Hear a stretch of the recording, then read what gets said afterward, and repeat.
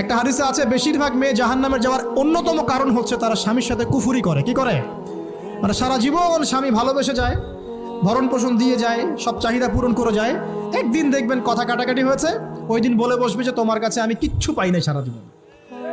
এই যে কুফুরি, এই কারণে তারা জাহান্নামে যেতে পারে বেশি। আল্লাহ হেফাজত করুন। আমি আরেকটা কারণ হচ্ছে যে বেপর্দা। আপনাকে 4টা মূলনীতি ফলো করতে হবে। এক, এমন কোনো পোশাক পরবেন না যে পোশাকটা আটো সাটো, যেটা পরলে আপনার গায়ের কাঠামো বোঝা যায়। 2 নম্বর, এমন পোশাক পরা যাবে না যে পোশাকটা পরলে বাহির থেকে ভিতরের অঙ্গ দেখা যায়। তারপরে 3 নম্বর, এমন পোশাক পরা যাবে না যেটা অমুসলিমদের সাথে সাদৃশ্য আছে। কথা বুঝতে পারছেন? জি, আপনাদেরকেই বলছি, আপনারা জিন্স পরতে পারবেন না, মেয়েদেরকে বলছি, এবং টি শার্ট পরতে পারবেন না। আপনারা ওই যে যা ইচ্ছা তাই ড্রেস পরে বলবেন যে 1000 বছরের সভ্যতা সংস্কৃতি, এসব বাজে কথা চলবে না এখানে। এটা 1000 বছরে কোনোদিনও আমাদের দাদা নানিরা এগুলা কখনো পরে নাই। পড়ছে? আপনার দাদি কখনো ওইরকম পরছিল শাড়ি? তো যে বললো 1000 বছর থেকে পরে আসতেছে নাকি?